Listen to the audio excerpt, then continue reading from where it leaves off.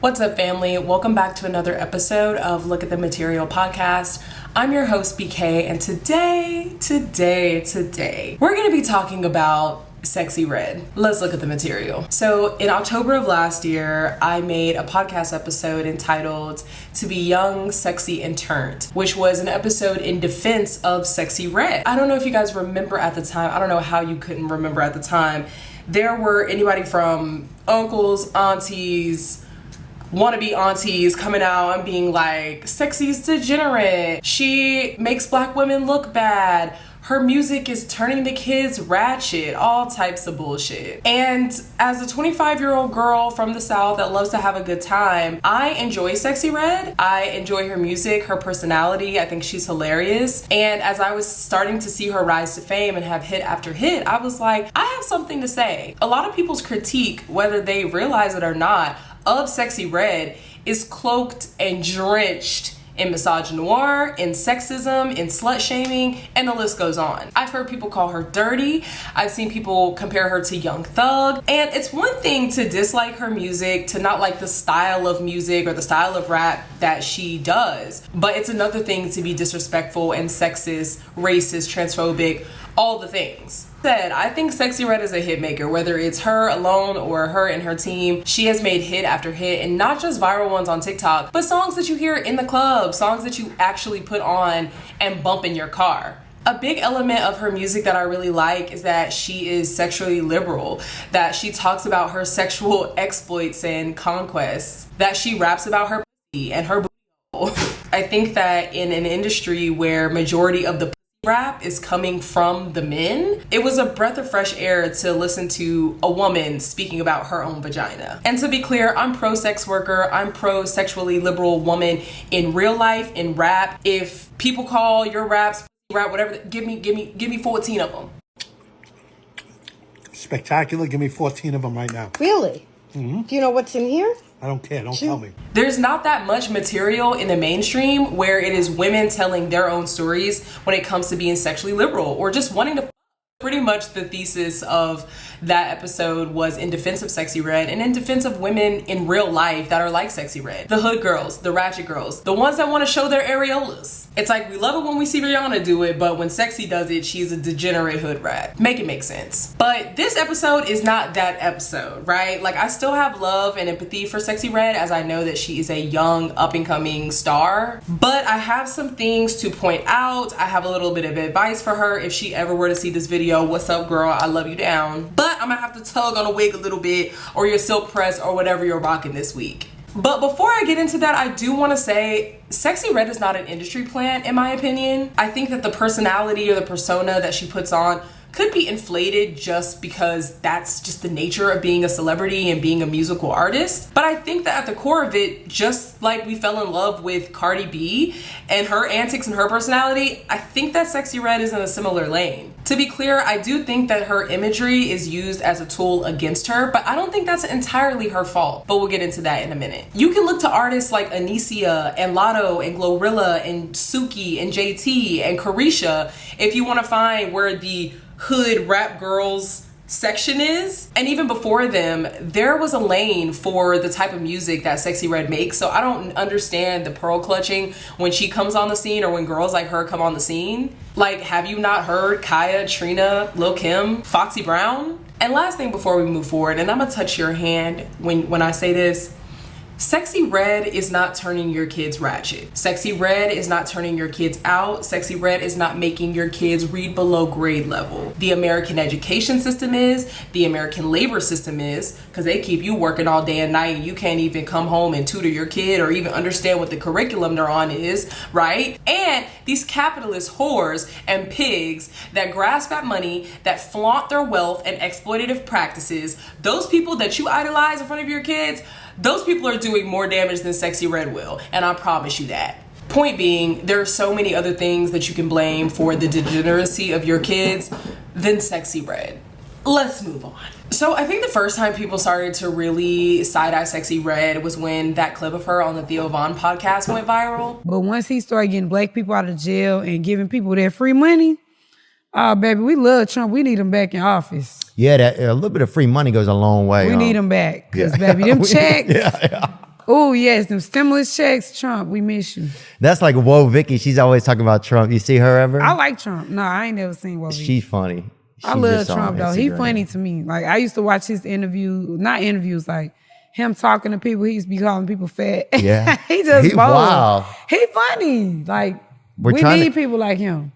Well, I got to meet him one time at a UFC fight. Have you ever been? No, I want to. I would go to a fight. Would you? If I invited you to go sometime? Hell yeah. Yeah. I like to see some fights now. Yeah, look, I would sit there. I'll stand by. If shit gets weird, I'll stand right behind you. She's basically spouting this rhetoric that like, hey, Trump gave us money, he freed a bunch of black people. I want him in office again. I think she also kind of alludes to the fact that he's funny and entertaining. And that's something that I mentioned in the Joe Biden video. So if you want me to go deeper onto the iconography of Trump, let me know in the comments below. But this definitely gave people some pause. And I think it kind of gave them an even better excuse to continue to spit their vitriolic, anti-black, anti-woman rhetoric towards her. Like, I think the critiques are valid, but I do think that people did a little bit too much with this. Because let's be honest, I think that a lot of her views are a product of her own environment, and they probably reflect the vast majority of Americans. I mean, Biden and Trump are not that far away in the polls. My point is, if people do not have the time to pay attention to politics, if they don't have the education level to pay attention to politics, for whatever reason they're not tapped in, all they're gonna see is the Trump check from the stimulus, because we romanticize the past. People have nostalgia about the past. They forget how scary that time was and how horrific that time was.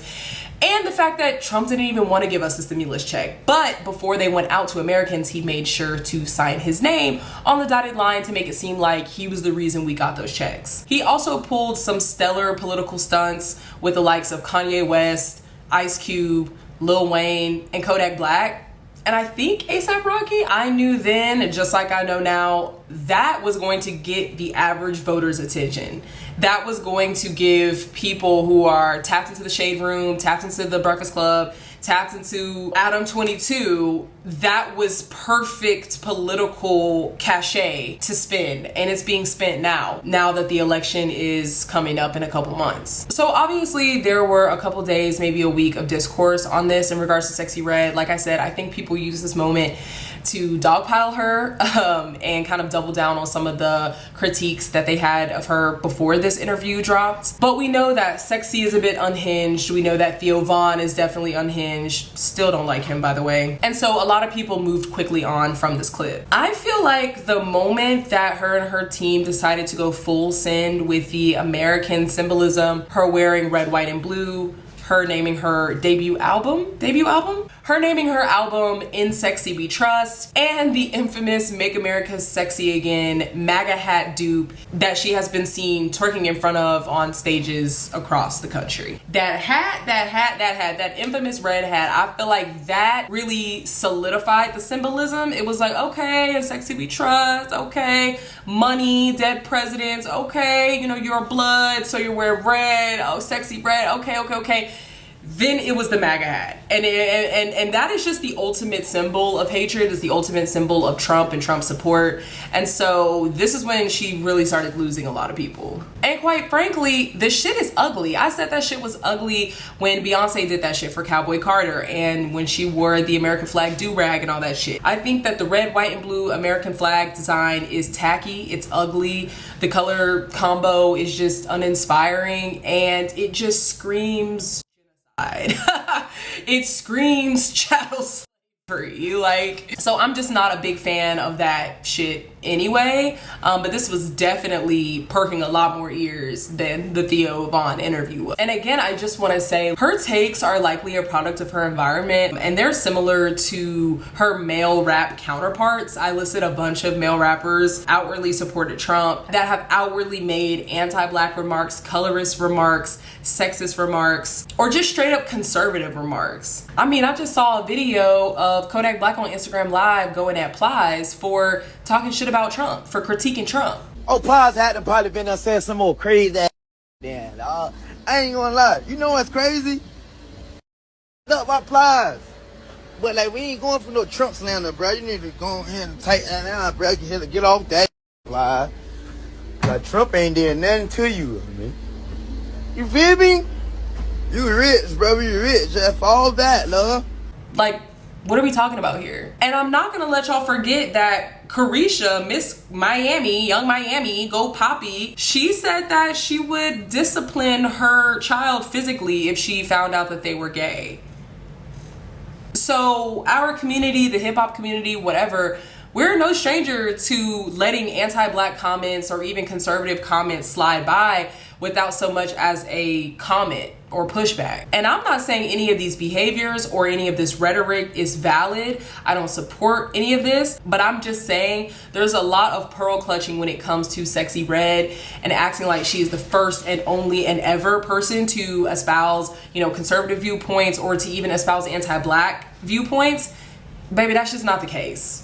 Now, Sexyy Red was already showing signs that this might be the direction that her career was gonna go into, but I'm gonna be honest, when I saw her performing at frat parties on college campuses, I thought, well, yeah.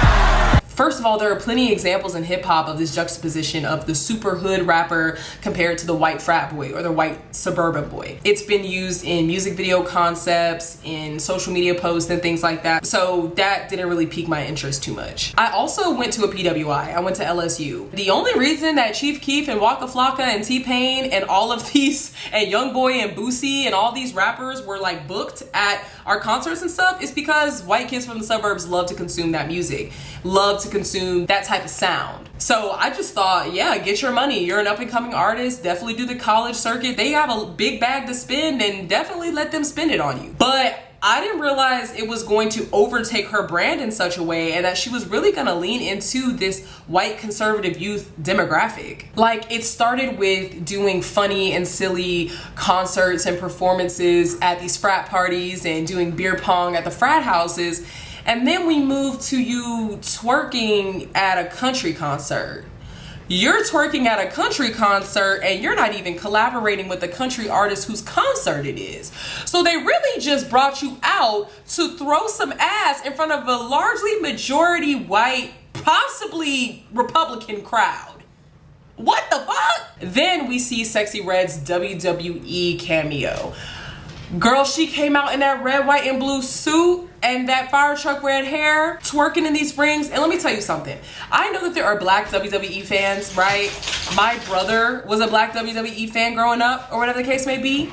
But we can't sit up here and act like the majority demographic that is consuming WWE content is not straight white conservative men. The community around the fighting industry and people that buy these tickets and go to these events, they look a particular way. I'll just say that. Then it's like you have Shawn Michaels being like, come give daddy some sugar. Like, it's just, nah, cause y'all have to see this. Here we go. I'm out. Oh, wow. No, this is, no. But the thing that really got me and sent me over the edge was this deep fried picture that I saw of Sexyy Red and Lana Del Rey throwing up the fake guns.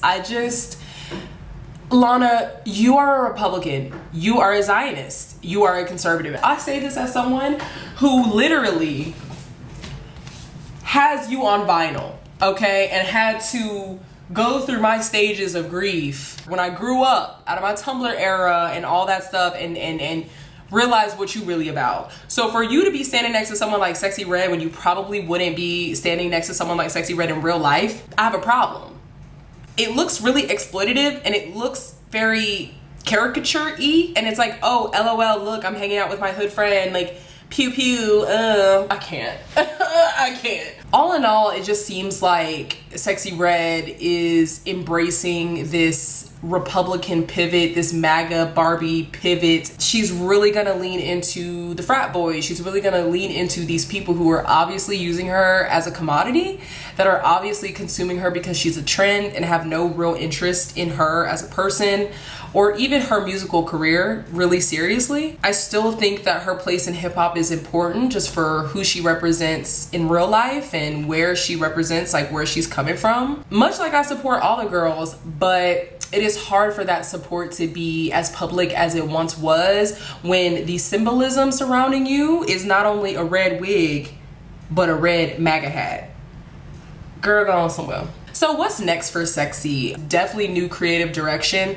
I don't think you have to clean her up or make her less hood. I think that the female Gucci Mane angle she was going with in the beginning, this, oh my God, Chief Keef is my favorite rapper and I really want a feature from Chief Keef, like, and I love the songs that they have together. Like, I think she needs to stay in that lane, in that angle. I think she needs to keep the family away. As Kendrick said, she needs to stay away from Drake, who's a vulture, who's an old, sweaty man that honestly needs her more than she needs him. Stay away from Nicki. She's a mean girl, she's jealous, and she uses you. And then after she's done with you, she'll turn on you and eat you alive. Let me tell you, she's done it to all the rap girls. She's done it to all the rap girls, okay? I saw that Aiden Ross was in your music video. Stay away from that nigga. It's like not even just a persona. Like, how do you even know Aiden Ross? I mean, of course you know Aiden Ross, but why are you even with Aiden Ross? Why would you ever align your brand with someone who shaved his head bald for Andrew Tate? I also think that she needs to link up with the girls. I would love to hear a Lotto and Sexy song or a Sexy and Megan song, but I just feel like the way that she's aligned herself with the people who she's aligned herself with, Drake, who has taken so many shots at the girls, the women, Nicki, who also has the same problem as her brother, and just people who align themselves with conservative or more neo-Nazi type of tape. That shouldn't be that hard. And the fact that it shouldn't be that hard has me thinking like, this may just be who she is. I may just have to drop her in the same box that Amber Rose and Kanye are in, to be honest, and Ice Cube and Lil Wayne and Kodak and all of them for that matter that have just outwardly aligned themselves with Republican rhetoric. Like, I may just have to do that. Oh, Doja's in that bag too, girl. Yeah, as I said, I still have empathy for Sexyy. I still think she has room to grow. She has a promising career and she's really, really young. I just think that stick with talking to the girls, the black girls, because the grift, like the right-wing grift, is lucrative for some people, but they cannibalize their own, and bitch, it's just not good politic. Regardless, I think that Sexyy should expand her ventures as well. I'd love to see her on something like Black Lady Sketch Show or even like BMF. I mean, fuck. Saweetie was on BMF. You could be on BMF. Girl, you probably blend in more than she did, okay? And you're gonna hear him breathing hard because this is the outro and I just can't distract him anymore. That's my thoughts on Miss Sexyy Red, the real hood princess, you know, female Gucci Mane. That's my thought. Let me know what you think in the comments below. Do you share the same sentiments as I do? What are your thoughts on Sexyy Red? Did you ever like her? Do you still like her music? I want to know what you think. Definitely don't forget to like, comment, share, and subscribe to your girl. And I'll see you guys on the next video. You wanna say bye? Bye! Jeez.